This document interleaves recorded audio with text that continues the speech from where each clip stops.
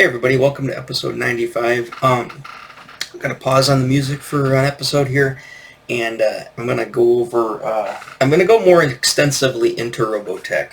I touched on a little bit in the anime video that I did a while back, but I'm going to specifically focus on Robotech with this one, because I finally did get the Art of Robotech book. Finally came in from Thrift Books about a week ago. It showed up. They sent me a message on Thrift Books and said, hey, the Art of Robotech's available. And it was $10 plus shipping. I think it was like $1.65 and taxes, like $12. Like I said, that's my nice little sweet spot of finding thing, is anywhere $10 to $12. So I ended up getting it. It said it was a library copy. I can't find any library markings on it at all inside. Not on the spine. I don't know what library they were talking about. I gotta say, it is definitely probably outside of a little bump on the cover here. There's a little bump there. Nothing really major. The back's got a little bit of a little crease there, but outside of that, the front cover is amazing. I mean, it's probably it's as good as the brand new copy that I bought back in like 87, 88. When is the copyright on this too? I think I was going to say it's 86 or 85. 86, yeah, that's what I thought. So I think I bought it in 87. A buddy of mine, my Ruther friend, he had it first, and I was like, oh, what is that? And he's like, oh, it's Art of Robotech. And I was like, oh, that's sweet. And he actually was collecting the action figures at the time still. And, sorry to rat you out, but he was collecting them at the time, and I'd gotten like one or two figures when they first came out in 85, but I really didn't jump into them.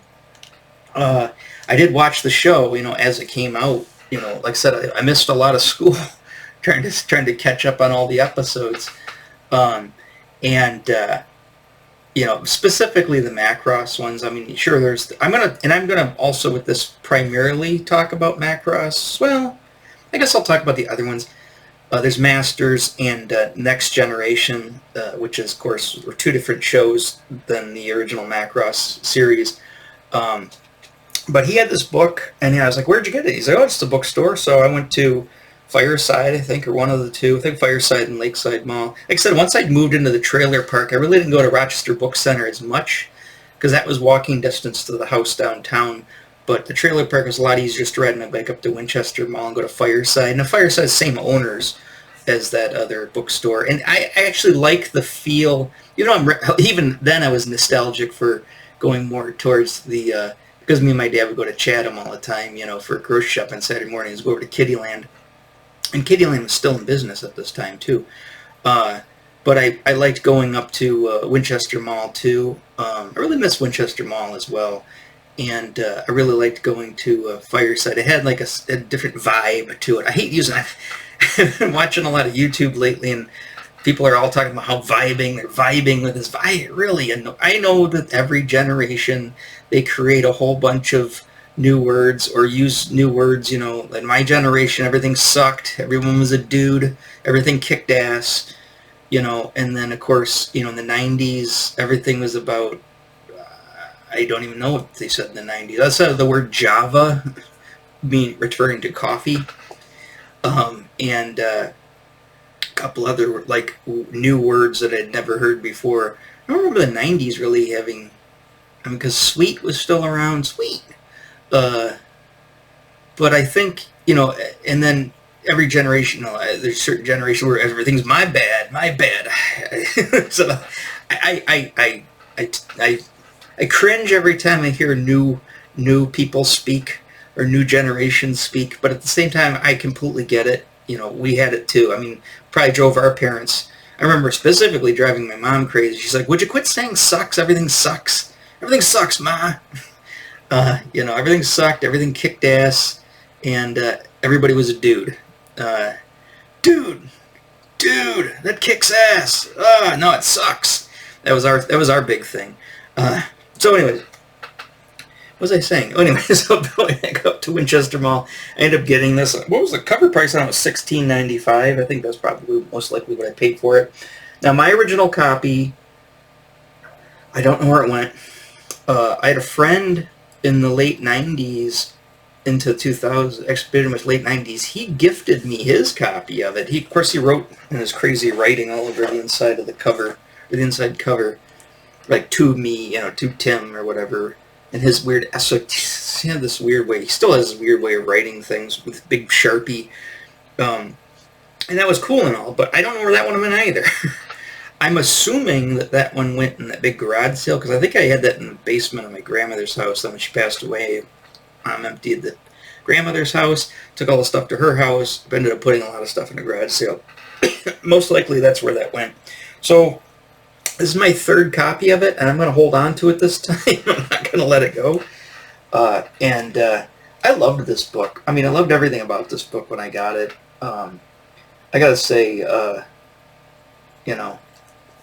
it's got an amazing cover, but it was this big, thick guide, and really, for the most part, it says it's an art book, right?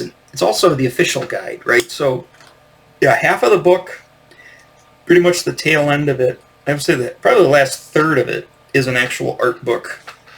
And I probably showed these pages before. I got the PDF up, so I'll show you more in detail in the PDF. But, I love this. It's called SETI, which is the Japanese word for, like, model sheet. That's not really what SETI is, the direct translation, but that's essentially what it is. I don't know, if you look up SETI, S-E, which is SE, and then double T, and then E-I. If you look that up in Google Translate, I don't know what to pop up, but essentially that's what it is. It's the model sheets or model guides, character guides, for so people, when they do animation, they'll make sure things are what's called on model. So these are all the different ones, and I love these. I mean, these are I love looking at this stuff. I mean, immensely. I love there's Max. That was my favorite character. Favorite male character was Max. It's got little descriptions and stuff. I love the design to the graphic design too of the book. A lot of art books have a lot of similar graphic design, but I love it when the book itself has a nice design to it. There's Miria, of course. I love Miria, Max's girlfriend, and then there's Dolza. All these characters. I don't know if anybody's into the know of Robotech, but I suggest, if you've never seen Robotech, I would watch it. I gotta say, if you're an anime fan and you're a millennial or a zennial and you're a millennial fan and you have not seen any of Robotech, and you don't have to watch the original, Super Dimension Fortress Macross. You can watch just the Robotech version. I know diehard anime fans hate subs or hate dubs and blah blah blah, but you know what? I love this version because this is essentially this show got me into anime at that time. I mean, pretty much hook, line, and sinker. I mean, this was the preeminent thing that we knew was for coming from Japan. That was in on weekday mornings, weekday afternoon TV show. And it was translated, obviously, and the music was different. And, Harmony Gold's the company that put that together. And, a lot of people, purists, hate it because it's not the original. But you know what? I don't give a rat's ass about any of that stuff. I like this version better. And to tell you the truth, even though I went to college to get a degree in study of Japan, the language, I'd rather just hear it in English. Because, like I said, a lot of times, I just don't want to sit there and have to read. Call me lazy, call me a dipshit, but I got to sit there and read, and it's tedious. And frankly, I'm so used, especially if I'm known for these characters. Listening to the original Japanese to me would be off-putting because I'm so used to hearing Max Sterling, the Galleria of Jewelry guy, that does Peter Criss's voice in the If a Kiss Meets Fan in the Park. I'm used to hearing that guy's voice when Max speaks. I'm used to hearing the guy who does Rick Hunter's voice. Roy, Lisa, especially Lisa, she's got a very distinct voice. Min-Mei is the annoyingness of Min-Mei can only be done by that voice actor. In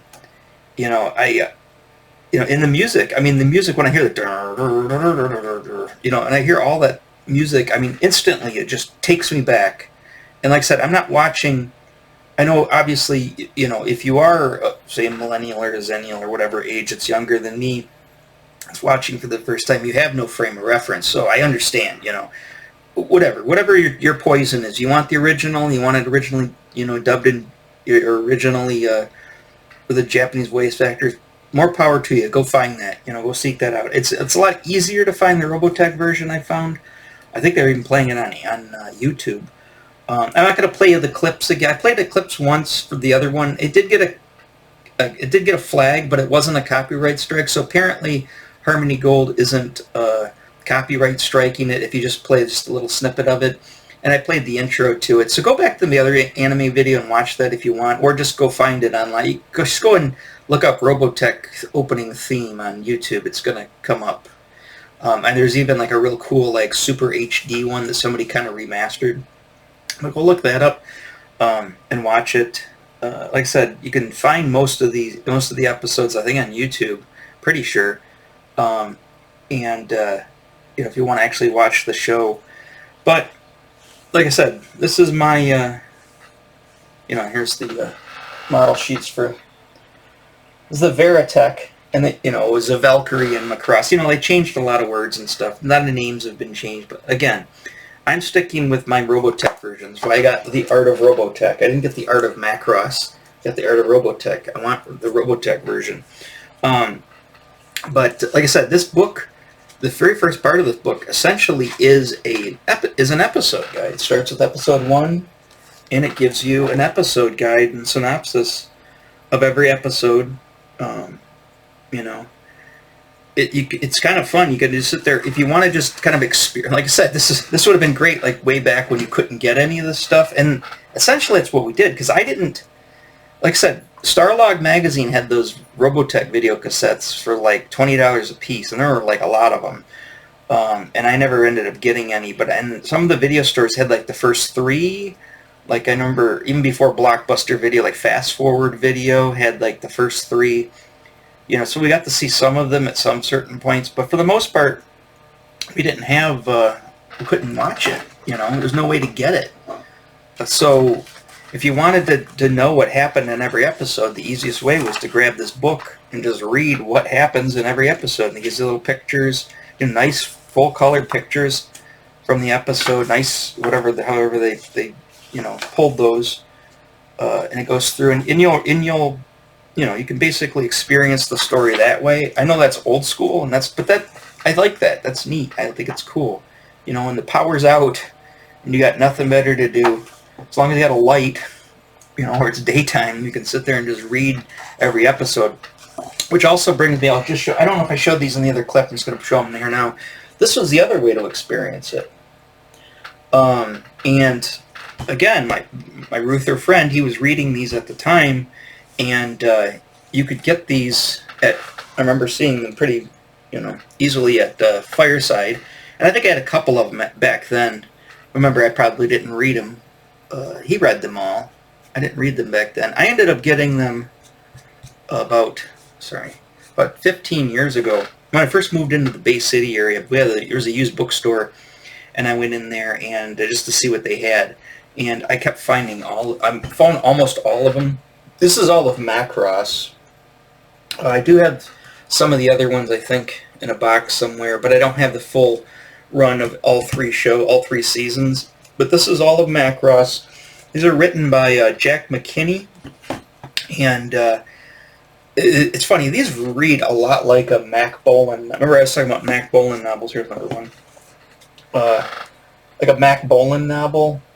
They're pretty graphic, like a lot more graphic than the show. If you want to know what happens when somebody shoots like a Zentradi soldier and it blows his rib cage out, it's very graphically violent, which I find is funny and enjoyable all at the same time.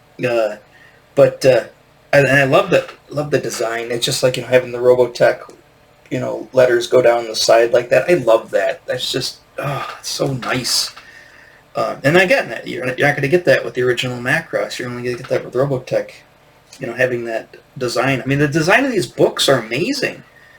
I don't know where they sourced the images from. Some of them are better than others. Doomsday, and basically every book is about, about 200 pages, 200 pages on average, and they cover, I would say, probably, there's 6 books here. How many episodes were there? This is just a ballpark figure. I haven't read those books in a while. I did finally end up reading all of them, though. I did read them all. So anyway, Macross goes to, starts Southern Cross there. So Macross goes to episode 36.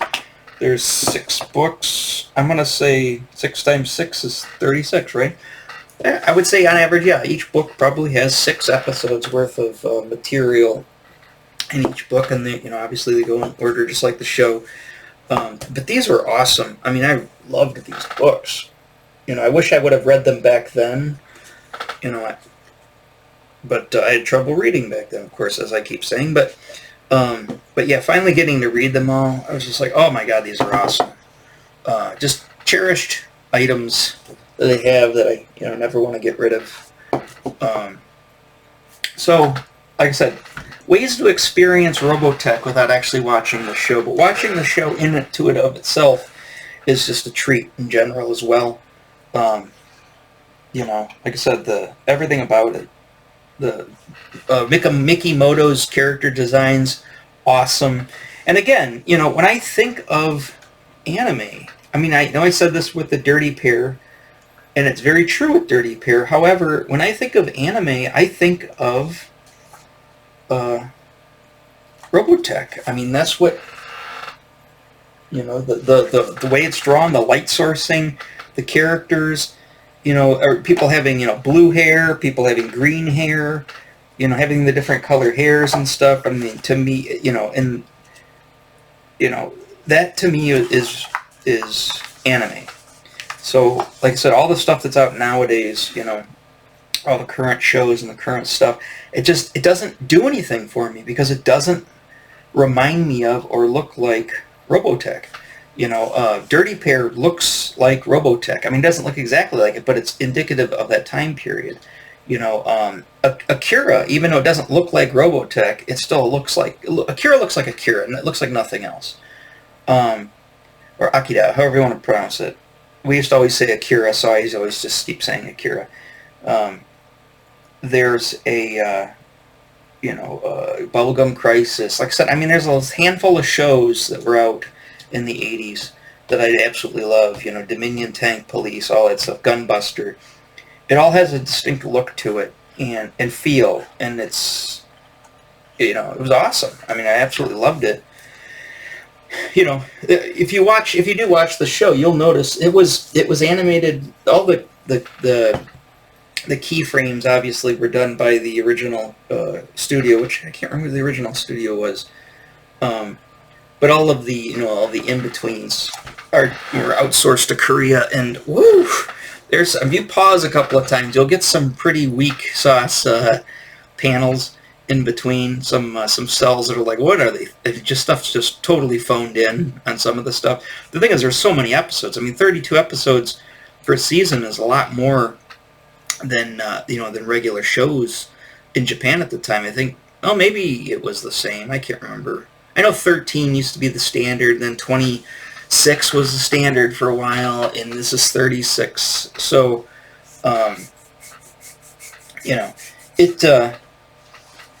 there's going to be a little bit of crap, in the in-betweens. But by and large, the keyframes are pretty good. The animation's pretty nice. I mean, the best thing about this thing is the story is freaking amazing. I mean, hands down, it was like to us, it was a kid's soap opera back then because it was a linear storyline. And it wasn't a Monster of the Week thing, and you basically if you missed an episode, you kind of were a little lost. Like, what happened? And you never wanted to. That's why, I didn't want to go to school in the morning when they were playing it in the morning, is I didn't want to miss an episode, because I was just like hanging on the edge of my seat for every episode. Like, what's going to happen in the next episode? What's going to happen in the next episode? And it just kept drawing you in. And, the whole love triangle that's in there with Lisa and Rick and Min-Mei, and all of the tension that creates. It's just masterclass. The action, the whole thing with the Zentratis, coming with the invasion, and then the invasion force, and then that whole thing. Protoculture. What is protoculture? All that weirdness that's in there, which kind of was. It was in there in the original, but they didn't call it protoculture in the original. But they called it protoculture. What is this protoculture? Exidor's voice. If you hear Exidor and Britai talk, that right there, it takes me right back to that time. My mind is like right back to that time period. I hear them speak. It's probably hands down. Like I said, I love Dirty Pair, but Dirty Pair is kind of limited in its scope, I think. And obviously Akira's awesome, but Akira's Akira. It's kind of a standalone thing.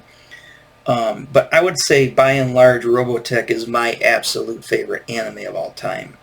It's just awesome. Like I said, and I have such an attachment towards it because it hit me right at the sweet spot. It was 1985 when it aired here. I was 12 years old. I was the perfect age to consume this.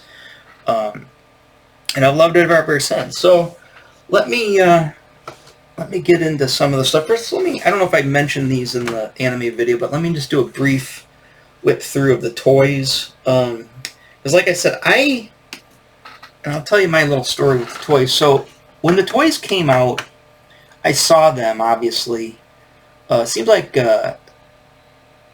Kittyland had them. This is 85, so I was still living down in the rental house downtown Rochester. And you're walking out, or riding my bike out to Lakeside Mall, not Lakeside Mall, Meadowbrook Mall for KB. KB had them. And hold on to the KB, because that's integral to this. But even the DNC downtown had them. Kmart had them. They're pretty much everywhere. But the thing is, they're put out by Matchbox, but they're definitely very limited, because obviously, like Britai, he was a 6-inch figure, and this is before 6-inch figures were normal. But the original figures, like Rick, of course, Rick's tiny here. Let's look at, oh god, I can't take the Robotech Master. Here, let's look at Rand or Max. Here we go, my buddy Max. As you can tell, look at the figure. It's an 80s figure, and it had the same. I wouldn't say this is necessarily G.I. Joe, even though it's an O-ring, but this is more indicative of like the what do you call it? Like the Buck Rogers figures. Buck Rogers figures were O-ring too, like a G.I. Joe, but they had a different kind of feel and build to them than a G.I. Joe guy. G.I. Joe guys seem to be a little bit differently made, although they're very similar. I had the swivel arms and everything. This is the other thing that was cool about these figures: removable helmets. Anytime you had removable helmets back in the 80s, that was the thing, having removable helmets. But the figures were 3 and 3 3/4, and the big guys were 6 inches. Well, it doesn't really work, because Britai and the Zentradi are the size of a Veritech, and obviously, a Veritech is it's an F-14 Tomcat, like Jetfire transformed. So the guy in the pilot's going to be about yay big, and the jet's going to be about, the Battleoid version of it's going to be about yay big. So, and if they can, go hand to hand at the same scale as the Zentradi in their regular form, it doesn't really work. But, it is what it is. They weren't going to make 12-inch figure. They'd have to make, for a figure, it's 3 3/4. The figure would have had to have been like 18 inches. And they're not going to do that. So obviously they scale things to toys, and it didn't really bother me as a kid.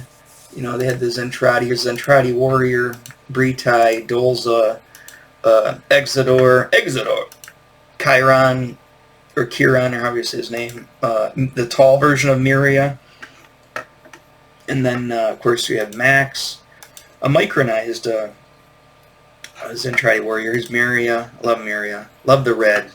The red with the green hair was so cool. Remember, I had a thing for green too. Just like green on girls. But that's the Micronized when she joins up with the humans. This was back when she's still like evil Miria and part of the Zentradi.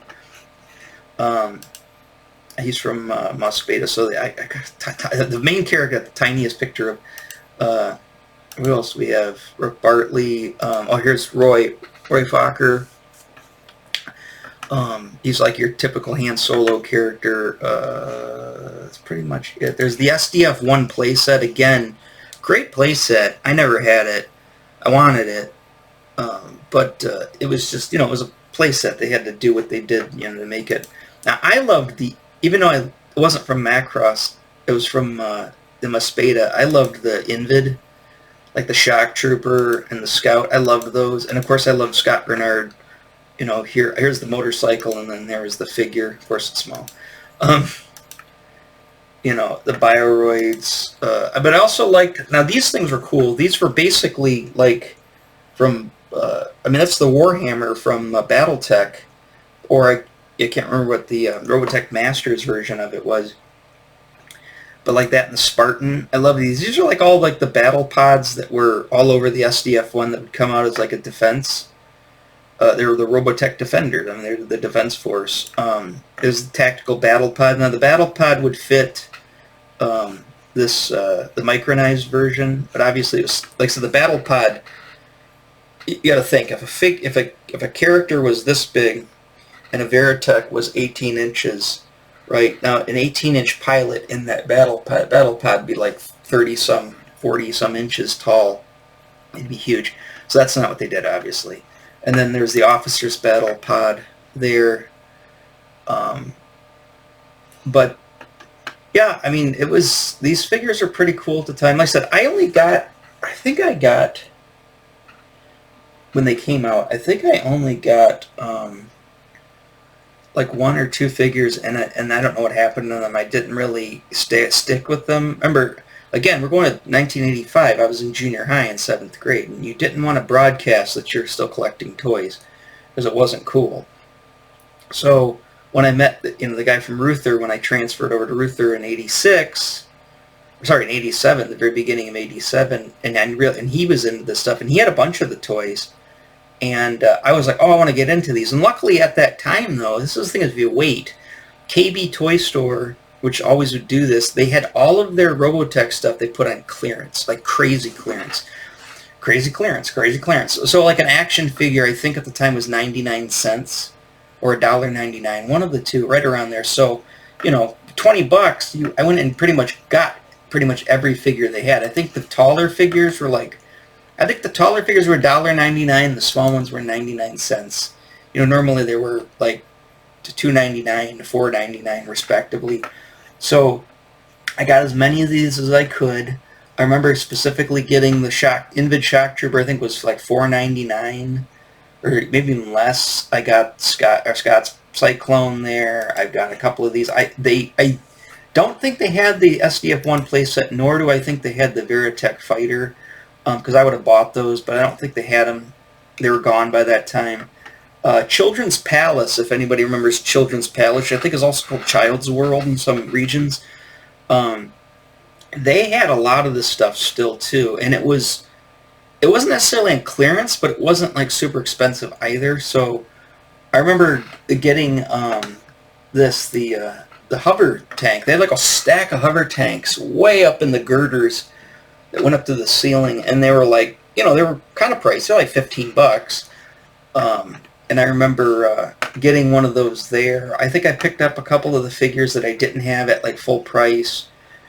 I think that's where I ended up getting, I think I did get the Excalibur there, and I think I might have got the Spartan. And I think I got the Spartan and the Officer Battle Pod at Kitty KB. And I remember I told my friend was going, the Ruther friend, he's like, oh, my mom's taking me to the mall.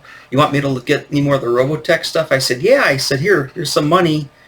Get that Officer's Battle Pod. That's there. And I forgot to pick that up. So he ended up going there, and I remember going into his house afterwards, and he had it sitting on his drafting desk in his room. I was like, oh, that's pretty sweet. So I got that. I had almost everything by that point. And then I think my friend, and he ended up trading me something. I got Rook Bartley was very hard to find. I ended up getting Rook Bartley off the Ruther friend. He traded me something for that. I can't remember what he traded me. I think he traded me that, Dana, which I didn't really want Dana, but he traded me anyways. I can't remember what else he had that he traded me. He might have had Chiron and Mira, which were hard to find too. Or it was Exeter. I got the rest of those too. I think the only thing that I didn't have here was I never had Lunk. Even though he's carded here, he was next to Min-May, which technically didn't exist back then. There is a Min-May figure, but she never really came out here. I think she came out in Canada and UK only. But Lunk was pretty much the hardest figure to find of the US releases. And I never had him. I always thought he came with the SDF-1 playset, but that was just a rumor. So I never had Lunk. I never had, obviously, Min-May, but nobody did. I had all the rest of the figures. I don't believe I had this. I don't think I had the Zentradi Powered Armor. I don't think I had either one of them. There's two of them. I did have this Bioroid. I ended up having him, and I had the Bioroid Hovercraft. I don't think I had the Gladiator, which was the Armored Veritech. I think that, and then the SDF one. Oh, and the I never got the Veritech. Two of the best pieces I never got. And I remember I ended up selling all of these to Time Travelers at the time. He bought them all off me down there in Berkeley. I probably took a beating. I mean, I didn't pay a lot for a lot of them, and a lot of them I got for dirt cheap. But, so I probably most likely sort of broke even. But I think he gave me like $100 for which was a lot back then. I think he gave me like $100 for the whole shebang. There's probably at retail was easily like maybe $250. I probably paid somewhere right under that, maybe ish. So I kind of probably did make money out of it, even though he'd never really give you exactly what you wanted for it. But yeah, I ended up having most of those. So again, those, and that's when I ended up learning about, I mean, I saw them in the bookstore, but I never had them. And then I was like, oh, I wanted to read the books. I got the Art of Robotech. Really kind of got into the show pretty hardcore there. Also at the time, I just want to point this out, Palladium Books also had a role-playing game at the time. And I think I might have mentioned this, but they had, it's the main rule book. I think I had almost every one of these books. I had the RDF manual, which again, a lot of the drawings and stuff in here were just lifted right out of the design sheets, the SETI sheets. I really love the Zentradi cover. I always thought that was cool. The Zentradi book, which that's a nice cover. I had the Southern Cross book, even though I wasn't a big fan of Southern Cross. I had the Invid Invasion again. I did like Maspeda though. I don't think I ever had Return of the Masters. Yeah, I did. Well, yeah, I did. That was the last book I had. So I never had New World Order, Strike Force, and whatever this book was, the Zentradi Breakdown. I never read the last 3 books, but I had the first, first 6. And they're pretty cool. I don't know if I'm going to... My buddy works for what do you call it? Palladium right now, but I don't think I'm going to... because I'd like to have them just for nostalgic's sake, just to throw on the shelf, but nobody ever wants to play this. And, that's the thing is, me and the Ruther friend, he's the only guy I could get to want to play this. It was just 2 of us. We really couldn't get a lot of people to play this back then, so it was they just became glorified source books, or just, just reading material more so than actually playing the game. But, I'm going to my role-playing. What am I looking for here? The action figures. Oh, let's go into the book. The whole reason we're here in the first place is for this book. So I just wanted to give you a little bit more in-depth about me and Robotech and kind of where I'm coming from on this. But let's go into the book itself. I'll flip through it here. I kind of broke that in. It's that that little double page spread that's in the beginning. I kind of broke it into that kind of look. But again, there, yeah, you see 1986 copyright.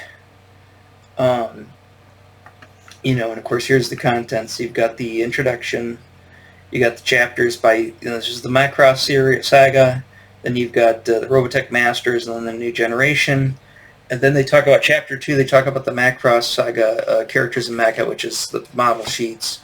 Chapter 3 is Robotech Masters model sheets, and then Generation. So you got, yeah, that's how they laid that out.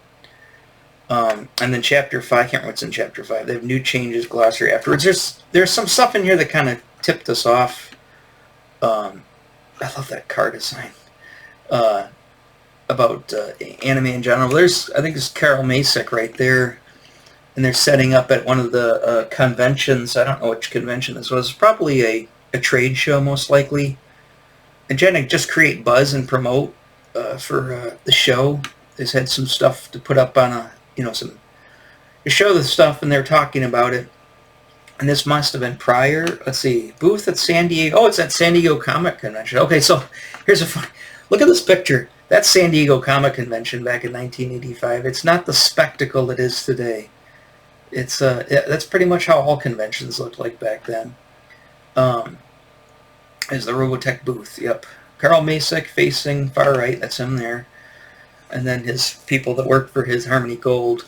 So it kind of goes in an introduction, talks about how they acquired the rights. There's a whole, that's a whole story into itself. And I suggest there's probably people that handle that whole thing better than I do online. I think Retro Blasting does a good job. I think talks about that. A couple other ones I remember, they're talking, they go into the detail of the whole Harmony Gold thing, acquiring the rights, and it's just funny how things went down back then, and that what happened in the 80s, going to Japan and kind of basically just stealing the stuff. I'm not really, they bought the rights, but the Japanese companies, they're like, well, this is worthless to us. We've already aired it, or it's you know, it's popular here, but we don't care if it does well in Japan. So they just willy-nilly just sold off the rights to the stuff for the American release, which they probably, you know, didn't want now, because when it gained popularity and they realized popular was, they probably could have made some money over here. And this is way before the anime craze, you know, way before the 90s. This is, you know, this is even before I even learned about Tor Tuesday. You know, this is 1985. And obviously this stuff happened behind the scenes prior to 85. You know, there's their Harmony Gold thing here. You know, I think they had like pins. They were just giving away some stuff and creating a you know, a newsletter, a mailing lists and stuff, and keep people informed. This is how that stuff all happened before the internet. You know, you'd go to these conventions and you'd talk to the people who were working on this stuff, you know, and they would let you know what's happening, what's coming down the pipeline. I mean, I guess they still kind of do that today, but I mean, you know, back then they didn't have the internet. You know, if you didn't make it there, you didn't know unless you heard somebody talk about it, you know, or they brought back something from the con. But then it goes into, of course, the first episode, Booby Trap, which kind of starts out with this like these like still images talking about this war that happened, you know, and then the you know, then the SDF-1, which was a Robotech Masters ship, ended up crashing on Macross Island, and they all kind of like started, the city kind of cropped up around it, and they ended up building all their technology with Robotechnology. And then of course Rick Connery shows up, you know, he's in his stunt plane. It's like a air circus. At the same time, the Zentradi is about, wow, that image looks terrible. Is my image doesn't look that terrible in the book, does it? I don't think so. I love having these full color images. No, it looks perfect in the book. Love having these images in hard copy. Yeah, this is a bad. Whoever scanned this one and scanned a pretty crappy version of it. A lot of the stuff is all faded. But the Zentradi are around you. They're coming to look for that lost ship. I guess it was like a Zentradi ship or something. I can't remember. Because it was the Robotech Masters. But they were coming to look for the lost Robotechnology. And So they're going to invade Earth right when they're having this celebration, when they're going to launch the SDF-1, which is like the refitted, humans had refitted the Robotech ship and turned it into, their own ship. And then, of course, there's Captain Global, and there's this, there's the, that's Claudia. I like the other three girls. And then there's Lisa. They're the bridge crew, the officers on the bridge crew. There's the mayor of the town. There's Min-Mei there. There's Rick. Episode 2 countdown. He ends up piloting. He doesn't even know that because the Robotech now. All he knows how to fly jets. But then they have this. He ends up piloting this Veritech that ends up turning into Battleoid mode right outside of the Chinese food restaurant. Because Min-Mei's Chinese technically. I think Rick's Japanese. I think Roy is American. Hence the blonde hair. Everybody's of different nationalities, which was kind of cool back then, because if you think about it, like I said, people talk about, it's like, oh, stuff wasn't diverse. We're going to make things more diverse. That was pretty diverse. It was a mainstream cartoon that was on here in the United States, and you had, for one thing, you had a Japanese guy as the. They always called him Kid Brother, but it wasn't really his brother. I don't think Roy was really his brother. This is just his friend. But I think Roy was German, or it was Fokker. Yeah, so he was German. Blonde-haired, blue-eyed German guy. You've had, Min-Mei, who was Chinese. You had Claudia, who was black. You had Lisa, which I guess Lisa was American, I guess. Captain Global was like some Latino, from some Latino country. I don't know exactly what it was. He seems like he's more Cuban. He kind of had this Fidel Castro kind of feel to him. He's always smoking. Fidel Castro's always smoking the cigars. He's always smoking his pipes. It kind of had like a Cuban feel to him.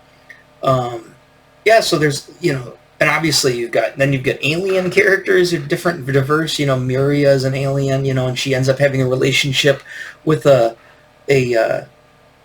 American, or I think Roy, or Max. What was Max? Max had blue hair. I don't think Max was Japanese. Maybe he was. And of course Roy and Claudia. I mean, that was a mixed marriage or a mixed relationship. You had a blonde-haired, blue-haired Caucasian guy, even though he's German, not American.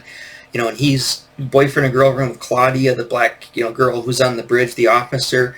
So all of this stuff, all of this diversity and all this woke stuff that's everybody says it's woke nowadays, that stuff was around back then. The thing is, there was no agenda there, and they didn't push it in your face. It just happened organically. It's just, these are the characters we put in the show. They all happen to be this, that, and there. You know what I mean? You had a strong female character. You had Lisa, a very strong female character. She was an officer, second in charge to Captain Global. She's on, she was very, icy, kind of ice queeny kind of girl, but she still had eyes for Rick, and all of this stuff that's considered woke or considered diverse, it was all there. I mean, you take the X-Men, you take Robotech, there was plenty of things that had that in it, and it gave everybody their, I want to see myself in there. Well, sure, they had it. Maybe there weren't a lot of gay characters. That was still pretty taboo at the time, in the 80s. But, as far as the mixed races and stuff, I mean, like I said, and I never batted an eye, and never even, as a kid, I'm 12 years old, sure, we're all, against the commies, but as far as like the other stuff, it's, person's Chinese, person's Hispanic, person's black. I didn't care. I didn't care back then. Because it wasn't heavy hand, it wasn't in your face, and they weren't making like every character. There were at least a few white dudes here and there. The main character, the hero is still, is a young guy. Of course they would change that today and make it a young girl. But yeah, that's all I'll go into on that. And It was the first time you saw somebody get creamed in an episode on a cartoon. Like, they shot a hole right through this Zentradi warrior, and you can see the scale of him in comparison to the ship. That's a Guardian mode. This is a Battle-like mode of the Veritex.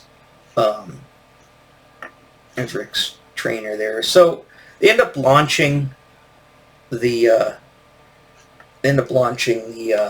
SDF-1 to bring it online, because actually the ship just goes online on its own, and they use the ship's main guns to basically just wipe out one of the Zentradi ships to prove, to show the Zentradi, hey, we've got the capabilities, wipe out your ships.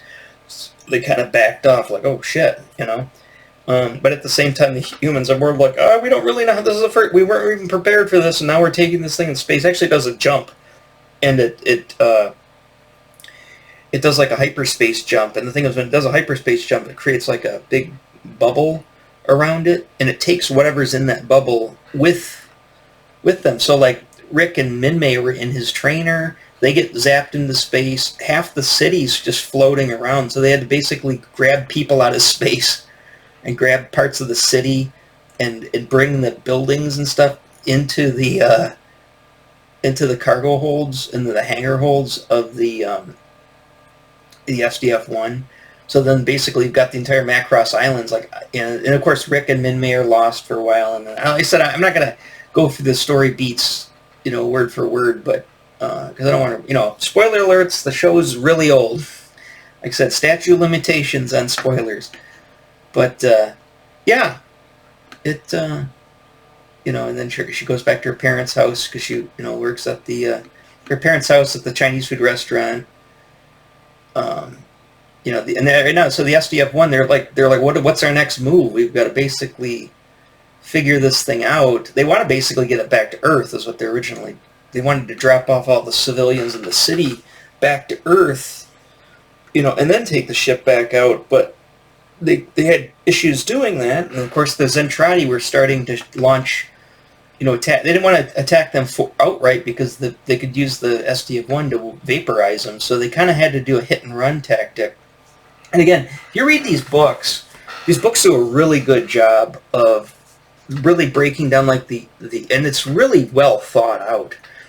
I think Jack McKinney is definitely like a military science fiction writer, because they read very much like a David Weber book, or even like a Mac Bolan book, and he really goes into a lot of detail on the strategies of like how they're going to attack, how they're going to get hold of the SDF-1, and how the SDF-1's kind of sending out its counter attacks, and then there's this like kind of like mini war going on throughout the entire thing, and then they launch sneak attacks, and they try to get on each other's ships. It's just an amazing show. I mean, it's just so well done. And I have not seen, and some people argue with me tooth and nail on this, including my own friends, but I have never seen an anime of this scale and this, done like this.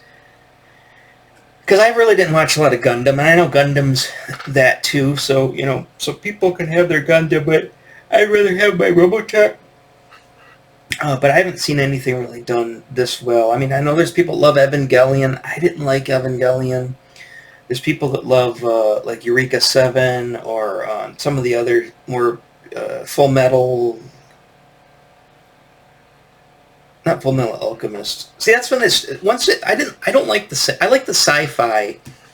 I like the sci-fi... sci-fi / cyberpunk versions of anime. I don't... The 80s anime. I don't like the fantasy stuff as much.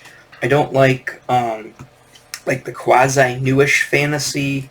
I don't like it when it's really heavily steeped in like Japanese culture. I like when it's just kind of like ambiguous culture. It's like it's just, that's why I like the whole Earth thing. It's like all the races are just all, all the cultures just kind of thrown into one big melting pot, and they're the humans versus the aliens. Everybody else outside of Earth.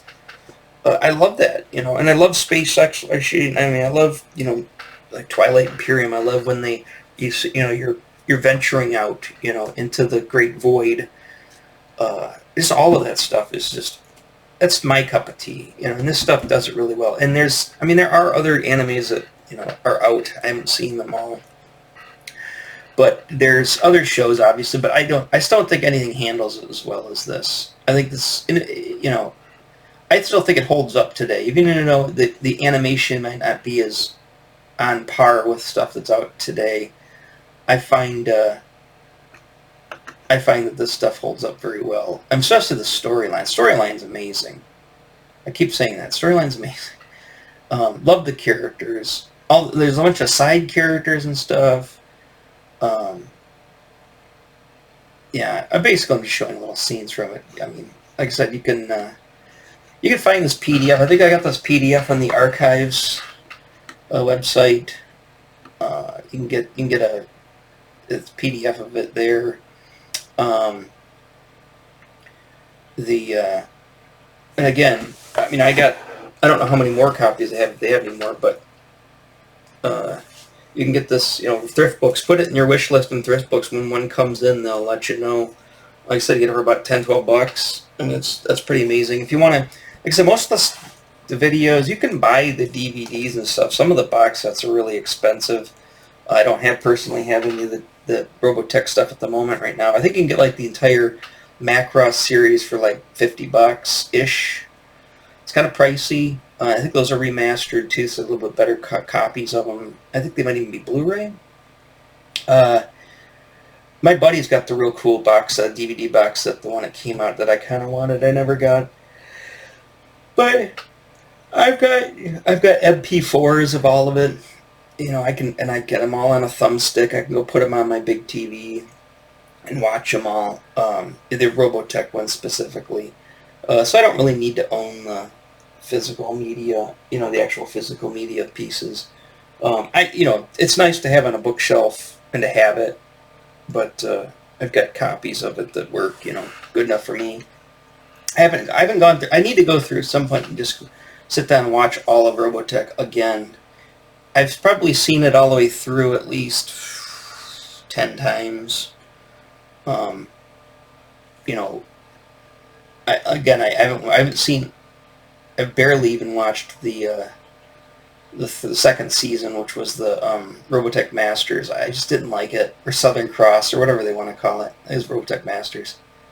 But I do like the Mos Beta version, which was New Next Generation. I do like that series.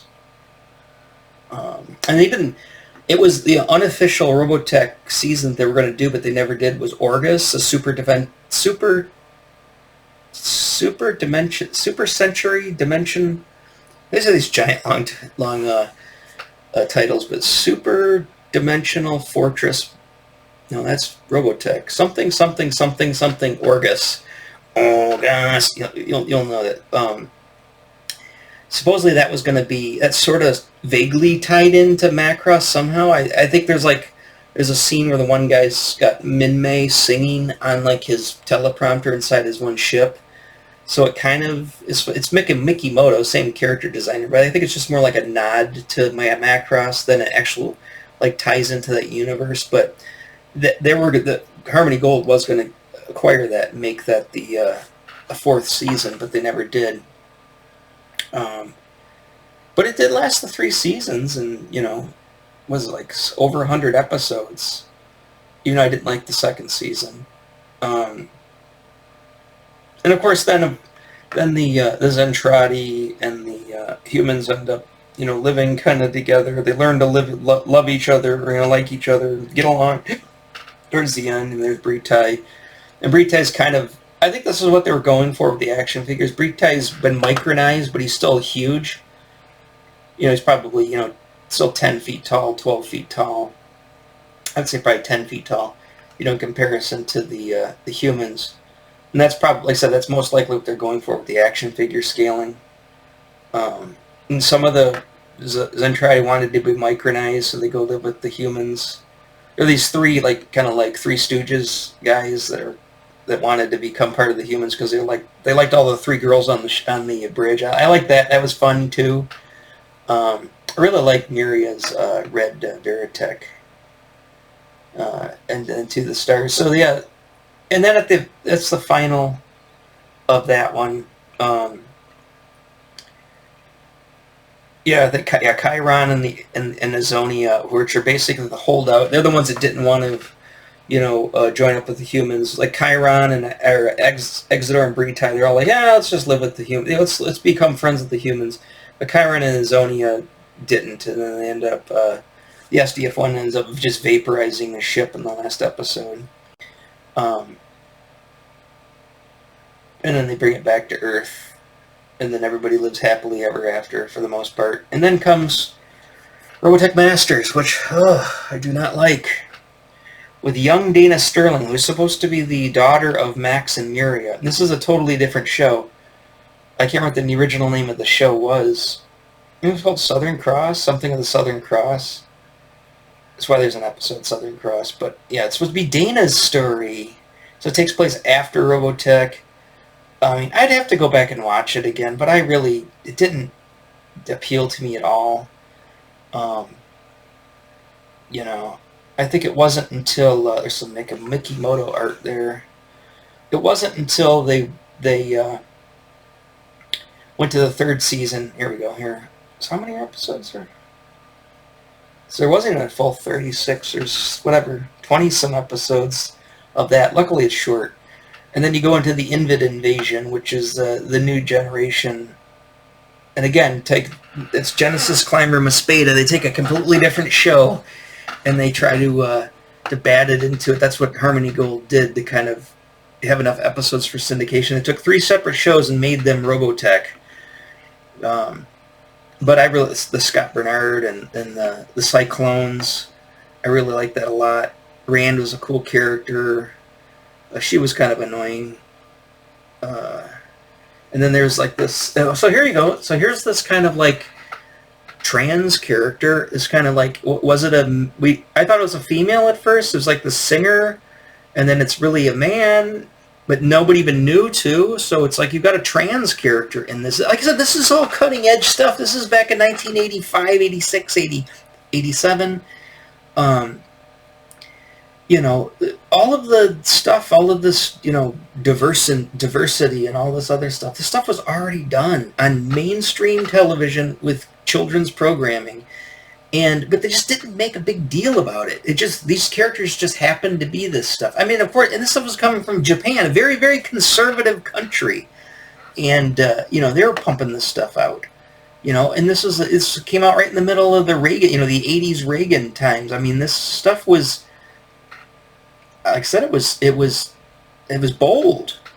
It was bold then, but they didn't cram it down your face. And, they didn't constantly let you know that's what they're doing, So, again, I don't like to get into that discussion anyway, so I'll try not to. But, again, you have mixed races. You've got strong female characters. You got trans characters. I think I don't think there was any gay characters, at least that I know of, that I can remember. So they missed one. They missed one on the checklist, but they got 90% of the checklist is there. And of course there's the Invids and some of the shock troopers, but so then you got all of that. I'm just curious to see how many episodes it went total, the show. I thought it was over 100. There's that Invid shock trooper, I love that. Actually, technically that's the Scout. The Yellow Dancer. There's Rook Bartley. I always like to write Rook. Rook Bartley's a cool character.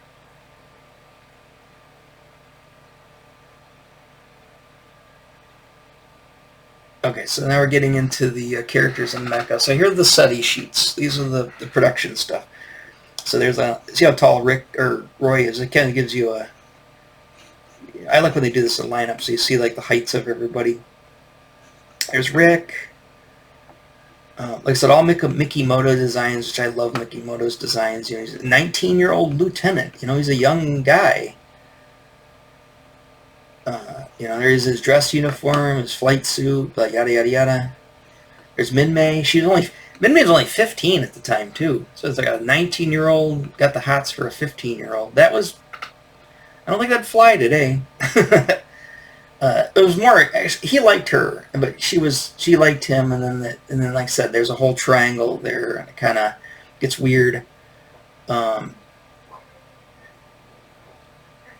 a dog. Someone's walking their dog outside. It's like, this is a strange sound. And then Lisa. Lisa's the older woman. She's 24. So you got this 19-year-old's cause like, oh, I like this 15-year-old girl, and I like this 24-year-old older woman. You know, strong female character. Yeah, I mean, me personally, I mean, I like Mira the best, but as far as between the two, Min-May just got on my nerves. I liked Lisa a lot better than Min-May. It wasn't because Min-May was young. I mean, maybe it was, but it's just her personality and the way they made the character. I mean, she was so flighty, you know, she had a lot of charisma, and everybody, thought she was pretty and blah, blah, blah, and she sang, and that was her whole thing, was her singing the same song over and over again in the American version. But she was all wishy-washy, and she was like, she wanted to marry Rick, like, right off the bat. They wanted to be husband and wife, and she wanted, like, this fancy wedding and stuff like that. And Lisa was she's a career woman, wasn't interested in marriage or anything like that, but she got the bug. She met Rick. So, and then there's Roy, of course, his older friend. He's 30, so he was, I like saying, he's like the Han Solo character. He had the coolest, I don't know if it was the coolest Veritech, it was probably the most well-known with the skull and crossbones one. I like Miria's red one the most, probably. And then there's Claudia. Claudia was 28, so she was older than Lisa. She was a little bit more, she wasn't as high-ranking as Lisa, but she was still an officer. She was a communications officer on the ship. And then, of course, she was, dating Roy at the time. And then Global, oh my God, 52 years old. He's 2 years older than I am now. I guess I'm old. Oh, these young kids today. And Max is also 19, just like Rick. He was more of like Rick's, like, kind of his age group guy. And of course, he liked Miria. How old did they show Miria as? So Ben Dixon was 20. He was just another guy, kind of like the big kind of, heavy, thicky guy. Oh, there's Lynn Kyle. Oh, God, Lynn Kyle. I hated this character when he showed up. And everybody did. And he was supposed to hate this guy, Lynn Kyle. And I like the three girls. The three girls, I like them a lot. They're all like 23, 20, 23. Especially her. I liked her with the glasses. She was my favorite. What was her name? I'm assuming it was Vanessa? Yeah, it was Vanessa, I think, was the girl. Jet black hair with glasses. Very Baroness looking. She was kind of, she's tall, the tallest one. I liked her a lot. There's Breed Tie, of course. They don't have indeterminate in Earth year age. So I'm sure that's what they're going to say for Miria, too. Again, IEY, which is indeterminate Earth year. Exodor. I keep thinking of Exodor from Mork and Mindy. Mork, sit down. You can't have any hamburgers. Exodor. But yeah. He's kind of weird. He's kind of like the weird kind of crackpot, kind of like, I don't even know what he was, really. He was a minister of affairs. That's what he was. There's Chiron. He was the warlord. Miria got an IEE. I would say probably somewhere in like the early 20s is what she looked like. But she was a captain in the Zentradi Air Force, and then she becomes part of the other ones. And of course, the general Dolza. And then Azonia. Azonia is cool too. I liked her character. She's like the, the bitchy, mean general, warlord girls. Because her and Chiron, I don't think they were brother and sister? I can't remember. Were they lovers? I think they were lovers. And of course, they're the ones that hold out till the very end, and then they just get killed at the very last episode. Sorry, spoiler alert. Statute of limitations. I plead the statute of limitations. Oh yeah, and then these three idiots. Bron, Rico, and Konda. They were like these Zentradi that wanted to be micronized, and they ended up going to the ship, and of course he got the wrong... Like, why is everybody looking at us weird? I think you're wearing the female's clothing. He's like, oh. And then they meet the other 3 girls, and then they like them, so they want to become... I just want to stay with the humans. There's, of course, the SDF-1. Oh, okay, we've gone over an hour. I'll wrap this up here. These are all like interior. I said I love looking at this stuff. I love the design work. You know, there's the Veritech, the Guardian mode. There's the Zentradi flagship. It's a tactical battle pod. The officer's battle pod. Again. And they have this armory thingamajabber here. And of course, they get into the masters, and then they go through all the... Like I said, I'm not going to go through all the masters, blah, blah, blah, blah, blah, blah. If you like the masters, I'm sorry I'm skipping it over, but I don't like the masters. And but I do like Next Generation. These look... I guess these are in height order? Oh, she's sitting down, so it's hard to tell. I don't think those are in height order. But there's Scott. You know, there's the Cyclone armor with the Cyclone motorcycle. There's Lancer, which Lancer is technically, he's the Yellow Dancer. He's 22. Oh, how old was Scott? 20. So Yellow Dancer is like, is it a man? Is it a woman? I'm pretty sure it was a trans male or a trans woman. Is pretty much, I think, is what she is. They. Sorry, I guess I got to use the proper nomenclature now. Rand. Yeah, he's 17. He was like the young kind of, you know, hothead kid. Rook Bartley, she's 18. I really like Rook Bartley. Then there's Annie, who is just the annoying kind of brat, 13-year-old annoying brat, which they made her seem even younger than 13. Almost made her like a baby. But she was pretty weird. And then there's Lunk, of course, he's 25. Lunk is that action figure I never had.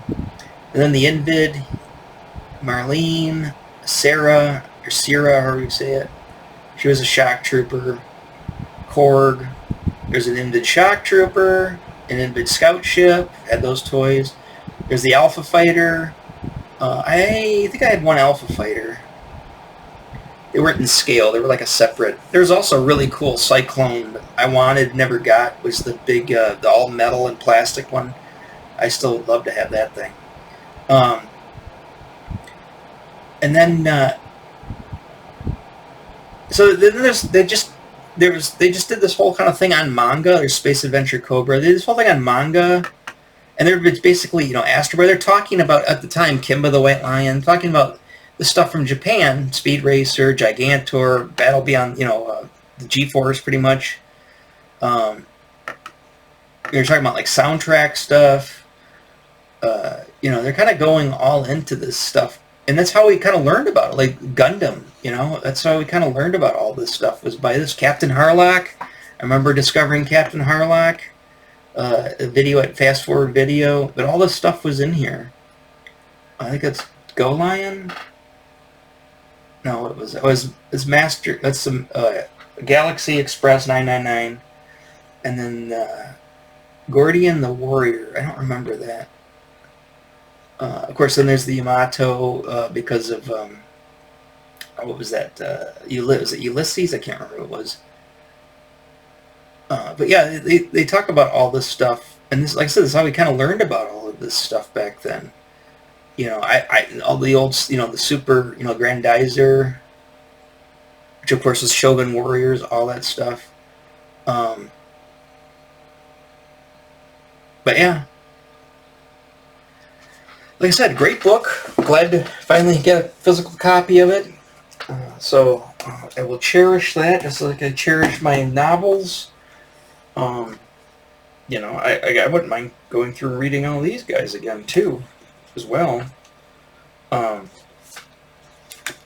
You know, like I said, it's just a great way to consume the story in a different kind of look. But like I said, very violent these books are. And I'm sure you can get these on Thrift Books or anywhere else pretty. I need to go back and finish and get the rest of the Mospeda books, but in time, whatever. You know, I'm not going to go nuts. Just get the stuff as I can kind of find it and how I can afford it. But all right, so I was going to do the Kiss comic book video. I read it last night. I've got I don't have a physical copy of it, but I read the digital copy of it. I didn't really want to do 2 Kiss episodes back to back. I did watch some stuff on YouTube, and they're talking in the algorithm, how to work the algorithms and stuff. And my stuff, it seems like I'm fighting the algorithm because I've got, obviously, my Kiss stuff took off. It's found an audience that I should be focusing on, but I don't, like I said, I don't want to just go, 100% Kiss because I've got other things to talk about, but I think if I'm doing stuff like this, Robotech, and then do Kiss videos on the bands, this is stuff that I like. This is supposed to be stuff that I like. So this is probably going to make it hard for me to gain any traction as doing it my way. But I like to do things my way. And, it's just counterintuitive to how the algorithm works. So I'm probably going to be fighting the algorithm every step of the way. So if this ever does take off and become monetized, I'm going to be fighting it the whole time because I'm doing everything that I'm not supposed to be doing. So it is what it is. Again, I wouldn't want to talk about, let's say the Robotech thing blew up and only people are watching Robotech videos. I'm not going to just go 100% Robotech. I got plenty of other things to talk about. I'm doing 5 videos a week. I mean, I don't want to run out of things to talk about, which I find hard because I love to talk. But I mean, and I like to have physical copies of things when I do talk about them. I don't like to just, find them off the internet. Unless, they're just impossible to find. I like to have the stuff for my collection, so. Alright, it is what it is. I will probably make the Kiss video tomorrow for the comic book. Like I said, I'll hold all my thoughts off about that till tomorrow.